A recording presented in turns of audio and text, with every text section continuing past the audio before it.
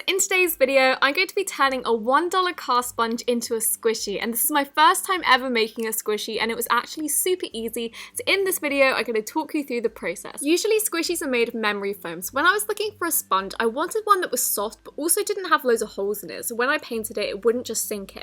And I found the closest thing to that was a car sponge, and this is actually so hard to cut out, so I made a little indentation with a Stanley knife and then cut it out a lot bigger than I wanted it, because when I trimmed it down, it did make it a lot smaller. And to make it into a squishy, the main thing you're going to need is some puffy paint. This paint is like magic. I don't know how it works exactly, but it completely changes the way the sponge acts. And before it was kind of really bouncy, but after I painted this on, it became super slow rising and like a squishy. And the most interesting thing about this was because it's a sponge, it really kind of wanted to drink up all the paint. So I decided to make a base layer quite thin of all the paint and just put as much as I can on without it getting sunken in, making sure all the parts were covered. And then I just let it dry for a day, so it was hard. And this dry layer of paint acts like a barrier, so when you add your future layers, it can kind of start looking like a squishy and a lot more smooth. So after I did this, I got some lollipop sticks, and this makes it so easy to smooth on. It's so much easier than using a brush. And I did find that the little nozzle on the puffy paint was just so annoying to me, so I chopped it off, and then as you can see, you can get so much more out,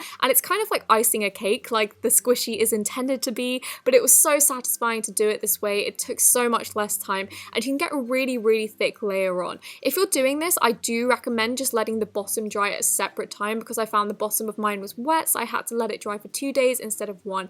And I also propped up on this so it wouldn't be touching the table or attached to it. And when it had dried, it definitely wasn't as smooth as when the paint was on it, but it finally started acting like a squishy. And so I went in with my decorations, and again, we're going to be using puffy paint, but this time we're going to be using colored puffy paint to act as kind of cake fillings, I guess. And this was so easy to wipe off any mistakes. I just used a normal tissue you'd use for like blowing your nose, and I just wiped it off, and it was so shiny on the surface that it was just really easy to smooth on, and also really easy to work with in terms of cleanup. So I decided to go in with 4 colors. I went pink, yellow, purple, and blue, and I found that the best technique for painting this is to go in with the side of your brush. For some reason, this just went on a lot smoother, and just to go in with the tissue again and again to make sure that you weren't messing up. The thing that most surprised me about squishy making was how long all the paint takes to dry. So for this layer, I needed to leave it for another day. So with the paint stripes alone, you need 3 days. So this is a really long DIY, but it's definitely worth it in my opinion if you just like fun projects.